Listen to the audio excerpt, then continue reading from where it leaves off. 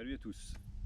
Allez, je refais une petite vidéo sur la BMW M4 parce que vraiment, alors je suis pas payé par personne, ni par BM, ni par qui que ce soit, mais il fallait vraiment que je parle de cette voiture parce qu'elle est exceptionnelle.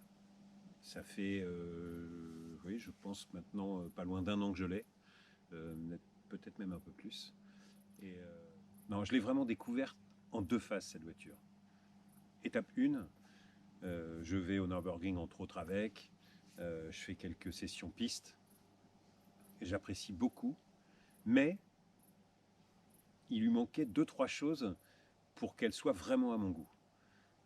Élément quasi indispensable sur ces voitures récentes qui sont équipées de FAP, etc., la ligne d'échappement.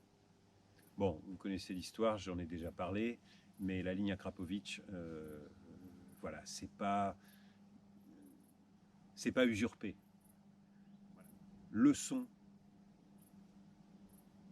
c'est juste ce qu'il lui faut.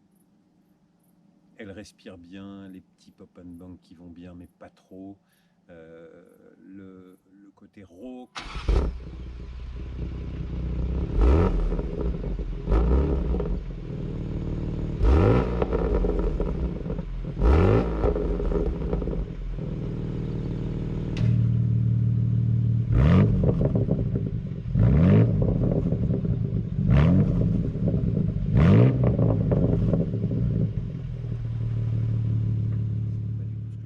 Ce que je lui demandais, c'est d'avoir un peu plus de caractère. Et on sait trop bien que le son participe énormément à cette impression de sportivité, de plaisir d'accélération, de puissance, même si c'est totalement virtuel.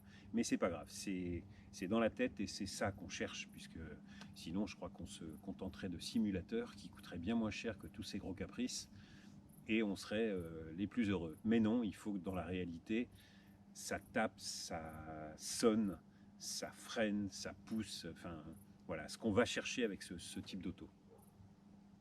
Donc voilà, je voulais juste reparler rapidement de cette voiture parce qu'elle réunit énormément de points que l'on va chercher quand on va chercher une sportive.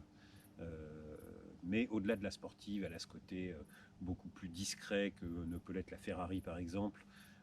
Plus confort, c'est pas sûr parce que j'ai, comment dire, j'ai opté pour les sièges baquets qui sont très très beaux mais qui sont une catastrophe à l'utilisation.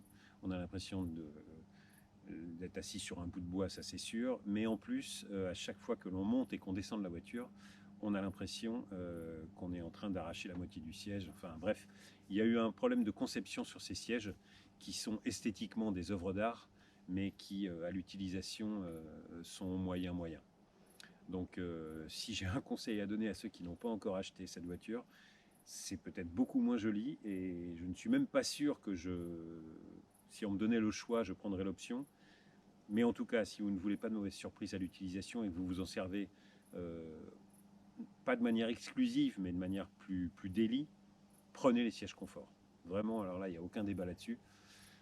En ce qui me concerne, je continue à penser que je garde ces sièges, même si on me proposait demain les sièges confort. Non, je garde cela parce que, par contre, quand on est sur piste, on a un maintien incroyable et on est hyper à l'aise. Vraiment. Dans les parties bien bosselées du Nürburgring, où on se fait balloter dans tous les sens,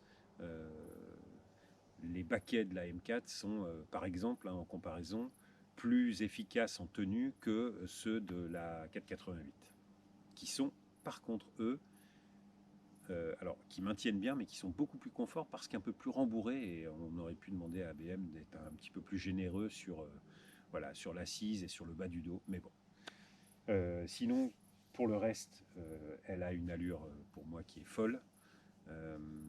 Elle a la fiabilité que peut revendiquer BM.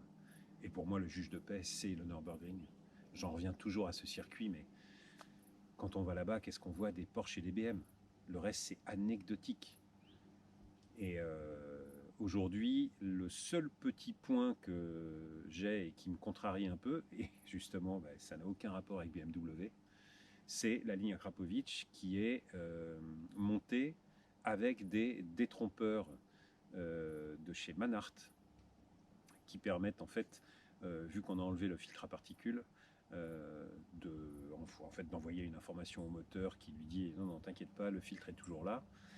Et ces détrompeurs-là sont extrêmement sensibles. Et pour la petite info, pour ceux qui voudraient demain mettre une ligne à Krapovic sur une M4 G82 comme celle-ci, ou une M3, ou même le Touring qui va bientôt sortir, qui est d'ailleurs très très beau, il faut simplement se dire que si vous roulez autrement qu'en mode M1, clapet ouvert, et que vous commencez à solliciter la voiture, immédiatement vous avez un voyant moteur qui s'allume.